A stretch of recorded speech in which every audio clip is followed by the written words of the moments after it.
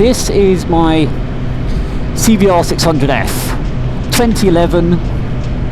The bike itself, out the factory, claimed just over 100 brake horsepower. That is, however, not correct, and they've all sort of been dynoed at 97-ish. So 97 brake horsepower. It is plenty when you're on the road. You really don't need more than 100 brake horsepower on the road. However, if you want to have a bit of fun, they do shift. Torque being an inline 4, obviously down in the rev range, it does lack a bit of punch. You really have to get the revs up to get the power down. You know, you're ragging it. But that is just the nature of an inline 4 engine. You get up in the rev range, you spend most of your time in the last sort of third of the rev range if you're going fast. You can just poodle around in town, you know, below 8,000 RPM just fine. Bit of clutch control, little bit of throttle, and yeah, you can poodle around just fine. But when you want to give it a blast like now, you give it some. And being an old 600 inline 4, it just gives you that screamer sound. It's beautiful. This is the same engine that they used in the 600RR, so it is a serious engine. The RR putting out a little bit more horsepower due to a different tune, so I think it's 15 horsepower-ish more powerful, but that's just a tuning thing. So I mean, if you did want one of these with the comfortable riding position, and you know, the slightly longer wheelbase, then you can have that and the same power as a RR. You don't have to go for the uncomfortable sport rider position. Well, some people find it uncomfortable. This is very comfortable to ride. It's a very upright sport bike position. You are still leaned over, which is quite nice. It does still tip into corners, so you know, you still got the agility and the almost dexterity that you get from a sport bike, and you can be an animal on this if you really want to. You can throw it into corners, you can blast your way out. I mean, they are great. This is a review, by the way, from somebody who's owned this for 2 years, and this is my second one of these. So this isn't somebody who's riding it for a day and making short-sighted assumptions based on their very limited riding experience. I've been riding this around as my daily rider for 2 years, and I love the bike. However, funny enough, I've been meaning to do a review on this for about 2 years, just because I really wanted to, but I never got round to it. And funny enough, I'm selling it tomorrow. I've agreed a price with the seller, so he's picking it up tomorrow, and I'm probably going to be getting a Fireblade. But I thought, well, this is the last chance to review this specific bike, and there's a reason why I want to review this specific bike rather than just any 600F. It's because I've done a few modifications. I fit a steering damper, as you can see. I've actually had to custom fabricate a mount for this, as one doesn't exist for these bikes of this year, but it wasn't too difficult. Bit of 3mm steel, bit of welding, bit of grinding, bit of cutting, but yeah, it transforms the handling of the bike. At slow speeds, obviously you get the weirdness that a steering damper provides. They can be a bit strange at low speeds, but you can adjust the hardness right down, and you can make it as soft as possible, and it's not too intrusive. But where it really thrives is at high speeds, or when you're whipping it round bumpy roads. The steering damper settles the bike down. The twitchiness and the potential death wobbles that you could get are completely gone. You don't get them at all with a steering damper. I've never had them. Another thing I've done is I've only just put a slip-on exhaust, a Yoshimura R77. Sounds amazing, look amazing. The quality, you can tell, is just far superior to those cheap exhausts you get, or rip-offs. I didn't want to do a full, like a cat remove, just because I ride it every day pretty much, and I'm not one of those people who blasts around towns with a fucking ridiculous exhaust. It's just unnecessary for a daily road rider. So the cat is still in. It's not even a full system, it's just an end can. I've got also a DNA high flow performance filter. A bit of a misstep on my part though, because I haven't actually mapped this bike, so it's not really making use. I do notice a slight change in the induction noise. You can almost hear the bike sucking in more air when you're giving it some, with the new high flow filter. But I mean, after all the mods, to me it does feel slightly more powerful. Obviously I haven't got a dyno graph to prove this, but with the exhaust it's a bit more freer flowing, with the air filter it's a bit freer flowing. I've got a rental ultralight sprocket on the rear, so it's half the weight of a traditional sprocket. Yeah, I mean, to me it feels quicker, but this is obviously all anecdotal evidence. There's nothing to say, there's nothing factual evidence to say that that is actually the case. But at the end of the day, I'm not racing on a circuit, and that's all that matters, is how it feels to me, because I'm the one that's going to be riding it all the time. So if it feels quicker to me and it sounds quicker, then it's a success, isn't it? Moving on to the suspension. The suspension overall on this bike is very good. However, you are lacking full adjustability. You have rebound and you have preload on the front, but you don't have any compression. Same as on the rear, you have preload, you have rebound, but you've got no compression. So I mean, again, it depends what you're riding it for. If you want to adjust to the nth degree, find the perfect settings for you, you can do that to an extent. And obviously it's the price point which keeps that away, because the RR does come with forks with full adjustability of front and rear. So, but that costs a lot more money. Look at these tossers. Yeah, anyway, where was I? We're going on to the brakes. So we've covered suspension, we've covered the sort of modifications that I've done. Regarding the brakes, overall, they are quite good. They do stop the bike well. However, the brakes on this bike are one of my main points of contention. I don't like the axial calipers. I wish they put radial calipers. I am not a fan of Honda's CBR. Yes, it is unobtrusive. Oh yeah. Yes, it's unobtrusive.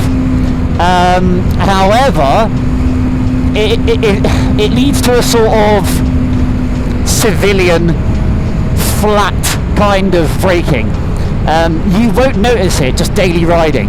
If you're riding around at the speed limits all the time, which we of course always are,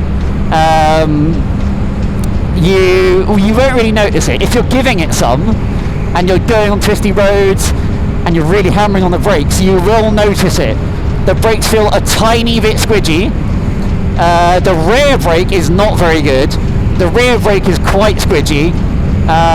If I was going to keep this bike for a bit longer, what I would do is I would probably do an ABS delete, and I would just do a straight braided line for the rear brake, just because it's so flat. Oh, I feel like there's rain coming. Of course there's rain coming. It's my last ride on this bike. Why would it not rain? Yeah, so that's the brakes really covered. I mean, now if you move on to the engine is absolutely superb. It is sweet as a nut. It's beautiful. The inline 4 just roars at high speed, at high revs. It just absolutely screams at you, and it sounds amazing. It sounds like you're at Isle of Man or MotoGP. It just sounds incredible. It sounds like a proper bike should sound. It's not a boring twin. It's not a 650. You're absolutely hammering the revs. It comes on the power beautifully. It's Honda's super reliable mantra to building and engineering engines. It does what it's supposed to do, and it does it very well. Anybody that says a Honda is boring doesn't know what they're talking about. If you want something to work and work well and do exactly what you ask of it, then you get a Honda. If you don't, then you get something else. That's just how it is. Going on to the gear shift now, the transmission on this is pretty good.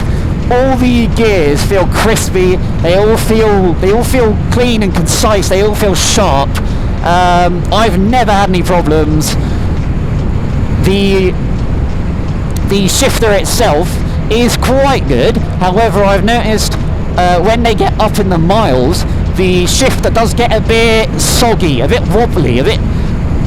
They just need adjusting after a while. So if you've got one and you feel like the gear shifters are a bit soggy or they're not going into gear correctly, it's not your gearbox, it's probably the shifter. Just give it a wobble and you'll see there's a lot of play. You can easily rectify that by bodging it with some electrical tape. So you take the shifter off, wrap some electrical tape around it, and it gives it that extra little bit, and it feels nice and crisp again. Don't use too much or it won't go back on. But yeah, that's obviously the bodge way to do it. But you can get a new pivot bolt, and it'll actually fix the sloppy issue, which can be present. So yeah, that's the shifter. Regarding my modifications, so apart from the ones I've mentioned, like the steering damper, the exhaust, the end can, what else have I done? I've done an RNG rad guard, as these didn't actually come with radiator guards from the factory, which is a bit shit, because you know, the last thing you want, if you've got like a lovely alley rad, is a stone flying up, smashing the shit out of it, and then pissing coolant everywhere. Woo! Let's get leaned over a bit here. Oh yeah, that's what we like. And let's do a transition here. Let's lean over, come into the corner nice and quick. Power out, power out, power out, power out, power out. Shift up high in the rev range. Slow down for this cyclist. Right. Where was I? Modifications. Yeah, ultralight sprocket from Renthal, amazing. I've done a rad guard, as I said, RNG. What have I done also? I've done one of the best modifications I've done, actually, surprising, is the windscreen. The double bubble windscreen is a life changer. If you own one of these bikes, number one, they have a common problem on this specific bike where they rattle. It's a known issue. You can fix it pretty easily, but you're better off just getting a double bubble windscreen from Power Bronze. It will not rattle. It's made extremely well. Visibility on the light tint is perfect. You can still see absolutely perfectly out of it, but it looks great. It looks like an Isle of Man bike or something, you know, it looks very racy. You get far less wind buffeting. If you do any mileage above sort of like 30, 40, 50 miles in one stint, you'll start to feel the wind buffeting. If you go on a dual carriageway or a motorway, you'll feel real wind buffeting, and oh my god, it gets very tiring after a while. Your neck fatigue is brutal. You need to have a rest, you need to twist your neck, and it just ruins the journey for you. So one of the best things you can buy is that Power Bronze double bubble screen. I mean, any double bubble screen, but obviously with Power Bronze you get the quality, and if anything goes wrong, you can just email them and they'll just send you another one. I've done it myself. I had my seat cowl fly off once, and they apologised and they said, look, this doesn't usually happen, we're really sorry, we'll send you another one, no problem. They sent me another one and it arrived in a few days. I mean, I was incredibly impressed. I didn't expect them to just send it to me like that. I mean, I had a receipt, of course, because I paid for it, but they didn't even ask to see my receipt. They just said, yep, no, we're really sorry, mate, this doesn't happen, here's a new one. So yeah, that was amazing. Overall, these are epic bikes. You can pick them up fairly cheap.